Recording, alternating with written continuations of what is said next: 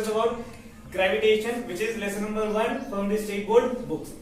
तो आज हम इस लेसन का पहला पार्ट पढ़ने वाले हैं और इस पहले पार्ट में आज हम डिस्कस करने वाले हैं Kepler's laws of planetary motion.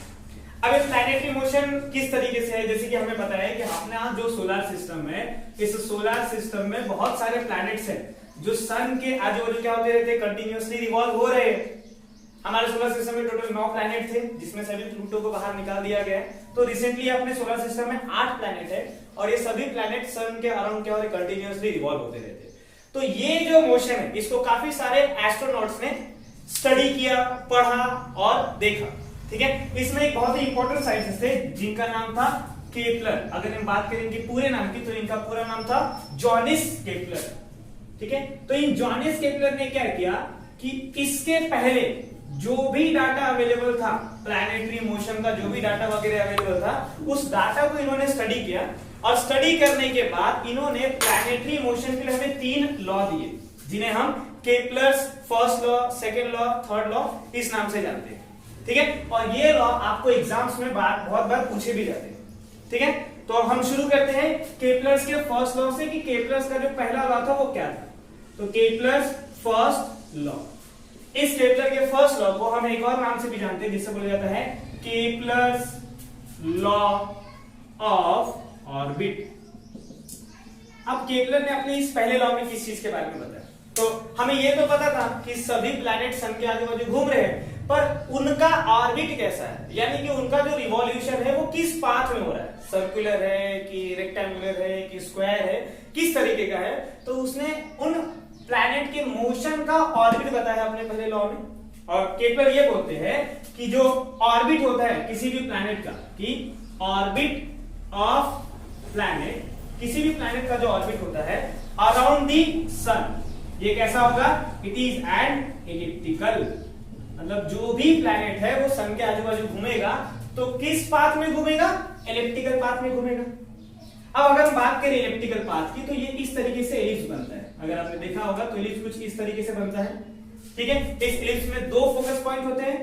ठीक है, suppose this will be focus point F1 और ये हो गया उसका F2। जैसे सेंटर का एक सर्कल होता है वैसे एलिप्स में 2 फोकस पॉइंट्स होते हैं। ठीक है, तो हर एक प्लैनेट इसी एलिप्टिकल पाथ में क्या होगा, कंटिन्यूअसली रिवॉल्व होते रहता है। सपोज मान लेते हैं कि ये वो प्लैनेट है, इस प्लैनेट को हम नाम देते हैं प्लैनेट अर्थ। सपोज अर्थ क्या हो रहा है, रिवॉल्व हो रहा है, तो अर्थ का जो ऑर्बिट रहेगा वो कैसा रहेगा, अर्थ का ऑर्बिट इस तरीके से एलिप्टिकल रहेगा। और जो सन है वो सन किसी भी एक फोकस पॉइंट पे सिचुएटेड होगा, या तो वो F1 पे होगा या तो वो F2 पे होगा।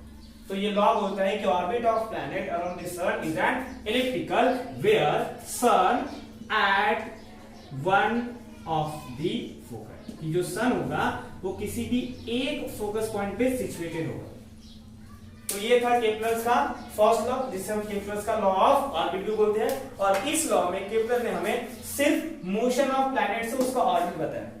ठीक है, अब इसके बाद केपलर का एक और लॉ है फर्स्ट लॉ के बाद। ठीक है, टोटल 3 लॉ, ऑर्बिट किस तरीके से, यानी कि प्लैनेट कैसे मूव हो रहे। दूसरा जो लॉ है उस लॉ को बोला जाता है केपलर्स सेकेंड लॉ। आपको बुक में केपलर्स सेकेंड लॉ करके लिखा हुआ है। इसी लॉ को केपलर्स लॉ ऑफ एरिया ये भी कहा जाता है। अब ये लॉ ऑफ एरिया आ गया, पहला लॉ कि उनका पाथ कैसा है। अब हमको पता चल गया, केपलर्स को पता चल गया कि जो भी प्लैनेट है वो एलिप्टिकल पाथ में से घूम रहे हैं और सन क्या है, उस एलिप्स का एक फोकस पॉइंट है। तो ये था पहला लॉ कि इस तरीके से एलिप्टिकल पाथ होगा और यहाँ पे इस फोकस पॉइंट पे हम क्या ले लेते हैं, सपोज सन को ले लेते हैं। ठीक है, अब जैसे कि हमने बोला कि कोई भी प्लैनेट है वो कैसे घूमेगा, इस एलिप्टिकल पाथ में घूम रहा है, तो ये अर्थ अपना जो प्लैनेट है वो सन के आजू बाजू इस तरीके से एलिप्टिकल पाथ में घूम रहा है। ठीक है, अब हम मान लेते हैं कि अर्थ की इनिशियल पोजीशन ये है A। ठीक है, अब हम क्या करते हैं, इस प्लैनेट को दैट इज अर्थ को सन से एक स्ट्रेट लाइन के थ्रू जोड़ देते हैं। तो ये जो लाइन है जो कि क्या कर रही है, अर्थ को सन से जोड़ रही है। So the line joining the planet and the sun बोलता है sweeps equal area in equal interval of time. इसका मतलब क्या हुआ, पहले यहां लिख देता हूं मैं शॉर्ट में। लॉ क्या बोलता है कि line joining sun and planet ठीक है, ये क्या करेगा, it will sweeps equal area in equal time.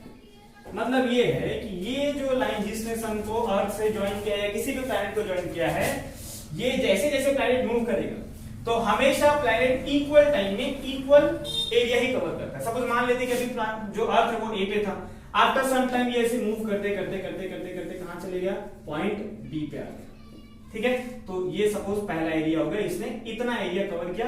इस एरिया को हम सपोज मान लेते हैं कि ये हमारा एरिया A1 है, और इसको जो भी टाइम लगा होगा इतना एरिया कवर करने के लिए, जो भी टाइम लगा होगा उसको हम ले लेते हैं T1। ठीक है, अब क्या हुआ कि सपोज ये प्लैनेट मूव कर करके इस पॉइंट पे आ गया, सपोज ये पॉइंट C है, और C से कहां जाता है पॉइंट सपोज D पे कुछ देर बाद। अब इस प्लैनेट ने इतना एरिया कवर कर लिया, इस एरिया को हम दे देते हैं A2, और जो भी टाइम लगा होगा वो हो गया टाइम T। तो केपलर के सेकंड लॉ के अकॉर्डिंग क्या बोलता है कि T1 इक्वल्स टू क्या होगा T2 and A1 equals to क्या होगा A2। अब हमको देखने में ये दोनों एरिया सेम नहीं लगेंगे। अगर उसी प्लैनेट को यहां लेंगे कि ये ऐसा प्लैनेट है और कुछ देर बाद मान लो मूव करके यहां आ गया, इसको नाम दे देते हैं अपन E, ये F, तो ये एक और एरिया होगा जो थर्ड एरिया हो गया। सपोज ये एरिया हो जाता है A3 और इसको टाइम लगता है T3। अब मान लेते हैं T1 equals to T2 equals to T3 equals to, हम मान लेते हैं फॉर एग्जांपल कुछ भी 10 डेज, 10 दिन का टाइम लगता है सपोज मूव करने को। तो 10 दिन में अगर वो A से B चलता है, फिर 10 दिन में C से D चलता है, फिर अगेन नेक्स्ट 10 डेज में E से S चलता है, तो अगर सेम टाइम चल रहा है तो इसका इसका इसका तीनों का एरिया क्या होना चाहिए, इक्वल होना चाहिए। ठीक है, तो अगर हम देखें सेम टाइम में सेम एरिया, तो ये जो डिस्टेंस दिख रहा है, ये यहाँ पे ये डिस्टेंस थोड़ा सा ज्यादा है, ये डिस्टेंस यहाँ पे कम है, और यहाँ पे ये वाला डिस्टेंस कैसा है, बहुत कम है। क्यों? क्योंकि जैसे जैसे प्लैनेट सन से दूर जाएगा उसका जो रिवॉल्यूशन का स्पीड होता है वो डिक्रीज होते जाता है। तो अगर कोई प्लैनेट सन के पास में रहेगा तो बहुत तेजी से मूव कर जाएगा, इसलिए कम टाइम में थोड़ा सा ज्यादा डिस्टेंस कवर कर रहा है इस पाथ में।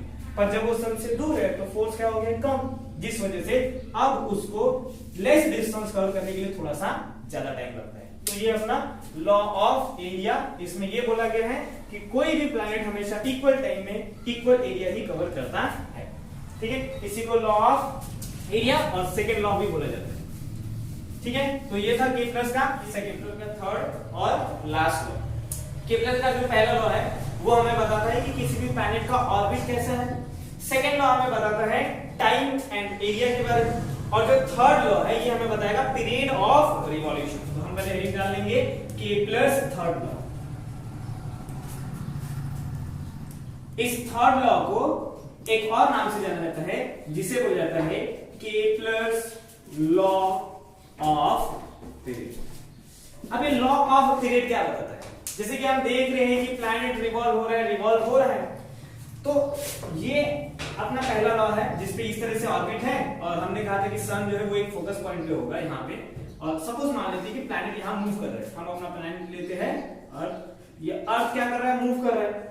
अब ये अर्थ यहाँ से मूव करते करते करते करते करते करते करते वापस अपनी ही पोजीशन को रिपीट करता है जब, तो आप बोलेंगे कि अर्थ ने सन का एक रिवॉल्यूशन कंप्लीट कर दिया, और इस रिवॉल्यूशन को कंप्लीट करने के लिए इस अर्थ को कुछ टाइम लगता होगा। ठीक है, हम क्या करते हैं, इस सन से अर्थ को एक स्ट्रेट लाइन से जोड़ देते हैं और मान लेते हैं कि ये क्या है, r, that is distance between sun and planet. तो थर्ड लॉ हमें इस डिस्टेंस और इस पीरियड ऑफ रिवॉल्यूशन के बीच का रिलेशन बताता है, और उसका स्टेटमेंट क्या बोलता है कि the square of period of revolution of planet, कि किसी भी प्लैनेट का जो रिवॉल्यूशन का स्क्वायर पीरियड रहेगा वो क्या होता है, is directly proportional to the cube of distance between sun and planet. ये है थर्ड लॉ का स्टेटमेंट। क्या है, फिर से देख लेते हैं, the square of period of revolution, की जो पीरियड ऑफ रिवॉल्यूशन है उसका क्या होगा, स्क्वायर। ये कैसा रहता है, डायरेक्टली प्रोपोर्शनल है, किससे, तो उन दोनों के बीच का जो डिस्टेंस है उसके क्यूब के। अगर हम इस लॉ को मैथमेटिकली लिखे तो इस लॉ को मैथमेटिकली हम कैसे लिख सकते हैं कि t square will be directly proportional to the r cube, where t क्या है हमारा period of revolution, r sun और प्लैनेट के बीच का डिस्टेंस। अब देखो ये दोनों डायरेक्टली प्रोपोर्शनल, डायरेक्ट रिलेशन में, इसका मतलब ये होता है कि अगर हम डिस्टेंस इंक्रीज करेंगे तो पीरियड ऑफ रिवॉल्यूशन भी क्या होता जाएगा, इंक्रीज होता जाएगा। दैट मींस जैसे जैसे प्लैनेट सन से दूर जाएगा वैसे वैसे उसका पीरियड ऑफ रिवॉल्यूशन भी क्या होता जाएगा, इंक्रीज होता जाएगा। ठीक है, अब हम इस इक्वेशन को ऐसे भी लिख सकते हैं कि t square will be is equals to k r का क्यूब। ठीक है, हमेशा याद रखना आप किसी भी इक्वेशन में अगर इस प्रोपोर्शनलिटी की साइन को रिमूव करते हैं तो उसके प्लेस पे हमें हमेशा इक्वल्स टू और कुछ कांस्टेंट पुट करना पड़ता है। तो ये अपना कांस्टेंट k हो गया। देयरफॉर यहां से अगर हम k की वैल्यू निकालें तो t square divided by r cube will be equals to हो जाता है k, और ये है केपलर का थर्ड लॉ जिसे हम लॉ ऑफ क्वांटिटी बोलते हैं। ठीक है, तो ये थे केपलर के वो तीन लॉ जो काफी इंपॉर्टेंट है और एग्जाम्स में भी पूछे जाते हैं। होप आपको ये वीडियो समझ में आया होगा। तो आज की वीडियो में हम इतना ही डिस्कस करते हैं।